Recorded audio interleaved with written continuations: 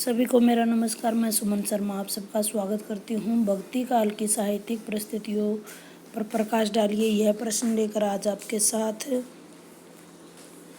जैसा कि आप सबको पता है कि भक्ति काल को स्वर्ण युग भी हिंदी साहित्य का कहा जाता है।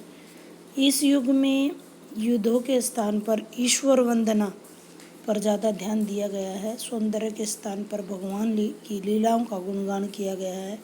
इस काल में को हम दो कालखंडों में विभाजित करते हैं अध्ययन की दृष्टि से। तो ये पूर्व मध्य काल और उत्तर मध्यकाल।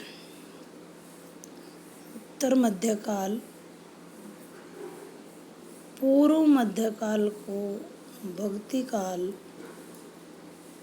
और उत्तर मध्यकाल को रीति काल कहा जाता है।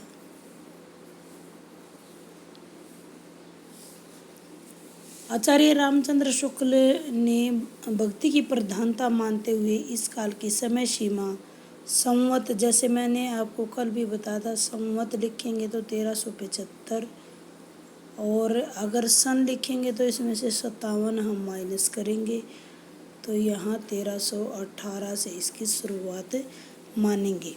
अगर सन लिखना है तो आपने और संवत लिखना है तो 1375 आपने लिखना है।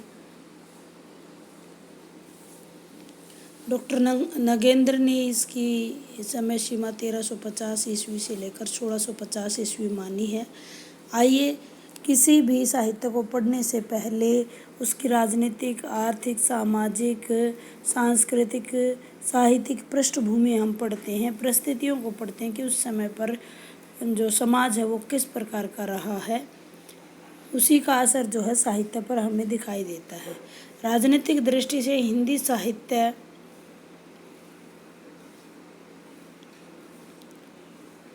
साहित्य का ये जो काल है वो अशांति और यथार्थ पर था। इस काल में अकबर और जहांगीर आदि शासकों ने भारत पर शासन सत्ता प्राप्ति के लिए सभी राज्यों से युद्ध होते रहते थे। निर्मम हत्याओं का क्रम चलता रहता था। मुसलमान जो हैं उदार नहीं थे। वे अकबर के दरबार में हिंदी कवियों को बहुत सम्मान प्राप्त था। अकबर और शाहजहाँ को छोड़कर सभी शासक जो है कत्ल, मारकाट, आतंक से परिपूर्ण रहते थे, जिससे आम जनता का कोई रोल नहीं था। राजनीतिक परिस्थितियाँ अस्त व्यस्त हम कह सकते हैं। अगर मैं सामाजिक परिस्थितियों की बात करूं, सामाजिक जो परिस्थितियां हैं,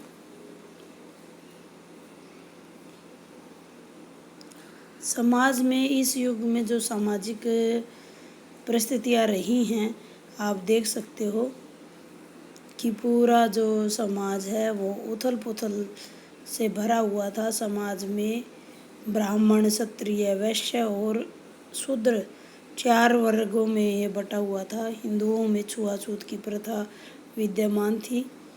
ने ऊंच नीच, कुलीनता, यानी ये जो है बहुत ज़्यादा जड़ पकड़ चुकी थी। स्त्रियों की स्थिति भी अच्छी नहीं थी, उसे दूसरे दर्जे का नागरिक माना जाता था।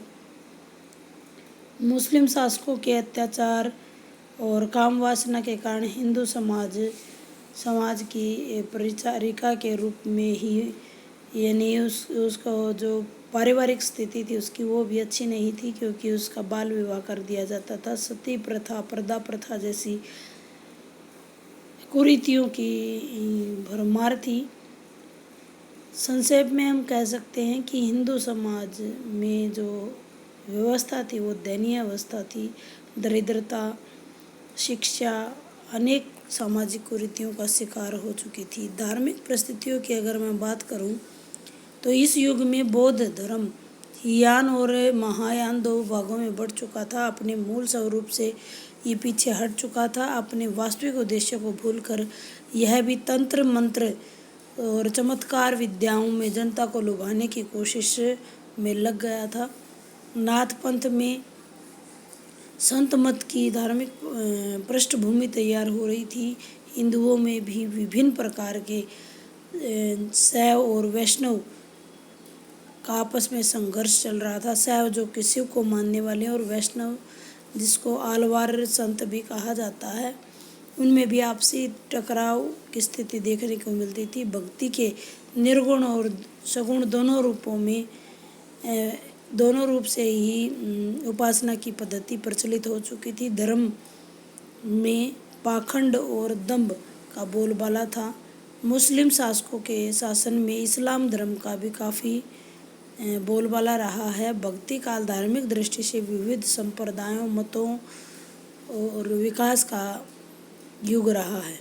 साहित्यिक परिस्थितियों की अगर बात करें, धार्मिक वातावरण ने इस काल की साहित्यिक परिस्थितियों पर गहरा प्रभाव डाला है। भक्ति काल में फारसी भाषा जो है राजभाषा बन चुकी थी। हिंदी कवियों के साथ साथ सूफी कवियों ने भी साहित्य रचना में महत्वपूर्ण योगदान दिया है।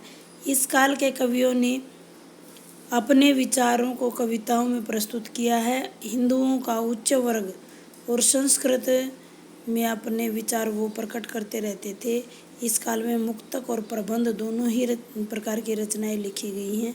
साहित्य जो है लोक परलोक पर को स्पर्श करता हुआ एक साथ हृदय और मन में आत्मा की भूख को शांत करने के लिए सक्षम हुआ है। और सभी जो उत्कृष्ट काल हम इसको कह सकते हैं। इसीलिए डॉक्टर जॉर्ज ग्रियर्सन ने इस युग को, भक्ति काल को, हिंदी साहित्य का स्वर्ण युग भी कहा है। सांस्कृतिक परिस्थितियाँ भक्ति कालीन साहित्य में भक्ति, ज्ञान और योग के साथ समन्वय दिखाई देता है। विभिन्न संप्रदायों के उपास्य पद्धति, देवी देवताओं के समन्वय, क्योंकि सभी का जो मत है वो एक ही है, आत्मा की शुद्धिकरण करना। हिंदू मुस्लिम संस्कृतियों को विनिकट आ जाने का समय ये रहा है। संगीत, चित्रकला और वास्तुकला का भी अद्भुत समन्वय है। इसी प्रकार यहाँ जो संस्कृति है वो प्रगति की ओर हमें अग्रसर दिखाई देती है। निष्कर्ष के तौर पर मैं कहना चाहूँगी कि इस काल में जन संघर्षों से ये भरा हुआ भक्ति के विशाल रूप को प्राप्त हुआ है। समाज विभिन्न वर्गों में बटे होने के बावजूद भी इस काल में सबसे अधिक साहित्यिक विकास हुआ है और हिंदू मुस्लिम एकता भी यहाँ दिखाई जान पड़ती है। उम्मीद करती हूँ छोटे से वीडियो के माध्यम से आपको जानकारी अच्छी लगेगी। धन्यवाद।